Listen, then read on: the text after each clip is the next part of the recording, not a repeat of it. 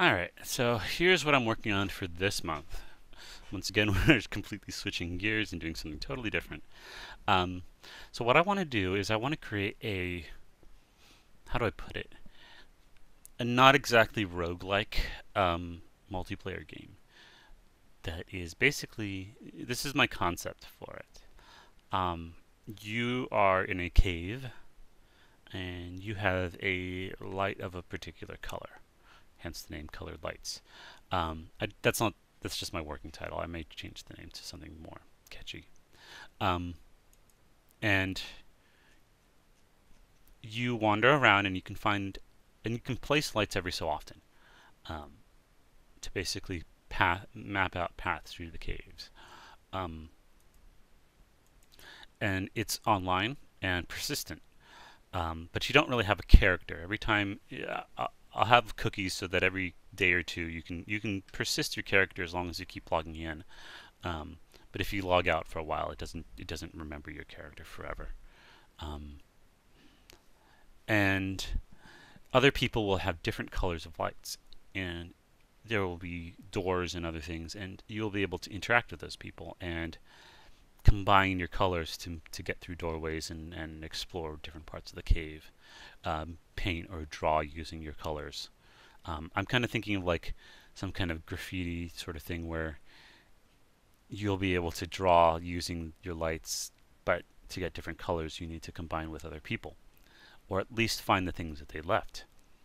So all that sounds crazy complex, but also simple because there's no real like gameplay like start beginning end, but it's technically relatively complex. I guess it's not. I don't know.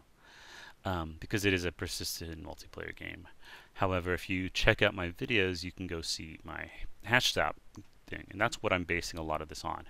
As well as you might notice if you're kind of looking at this already, Minecraft. There's a lot of things taken from Minecraft in terms of ideas. So this is, just realized I can't show you the database thing because I think I have my password hard coded.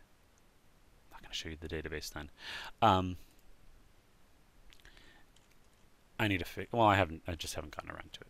So basically, actually, I don't need this anymore. I'm writing this with TypeScript as a experiment to see how well TypeScript does. TypeScript is Microsoft's JavaScript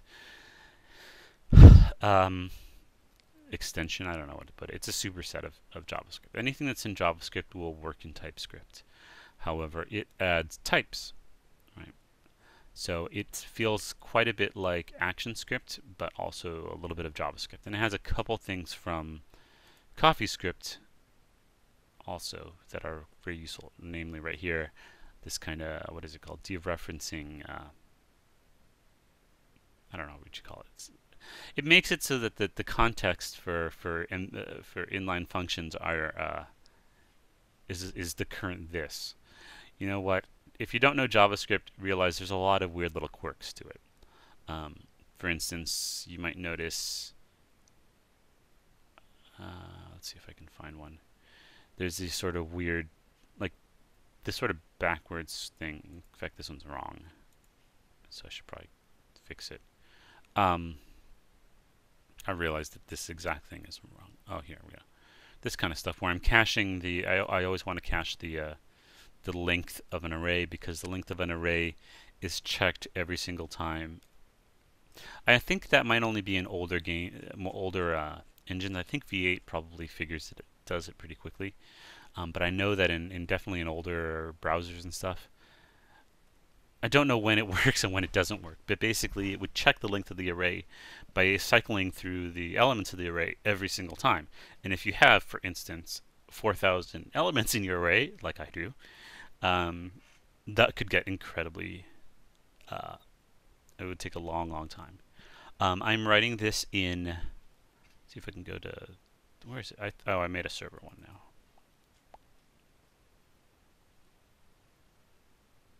Yeah, okay.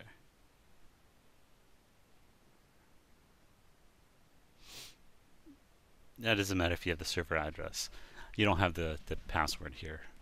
Um, And I mean, there's nothing you could really do with it. I just changed the password. But um, I'm writing the server side with Node.js, for the sole reason that I kind of know Node, and it's very, very easy to get started writing stuff like this with Node. There's not a lot of groundwork to do. You can see this is my server basically. It's like, hey, make a socket. Now we're running with WebSockets or possibly Ajax. Please WebSockets.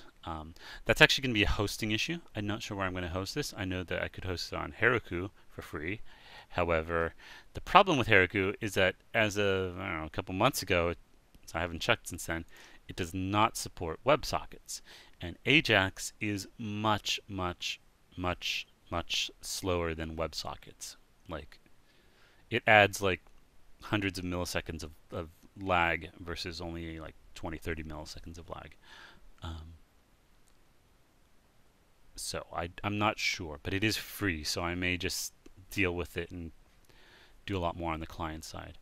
I'm leveraging heavily HashZap. If you go look at my HashZap thing, I'm working very much on the same kind of things.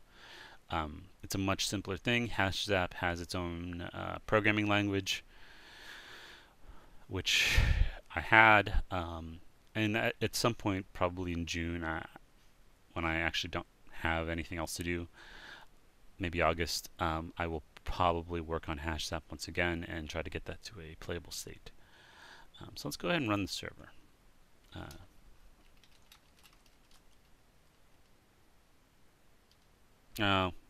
Well, okay, hold on a second, guys. I forgot. I was working on this I was working on this at on my other computer, and I haven't. The GitHub repository, if you want to check it out, it's on my name, is not, in fact. All right, there we go. Now we have the server started. And I'll start the client. All right, so here we go. You can check it out.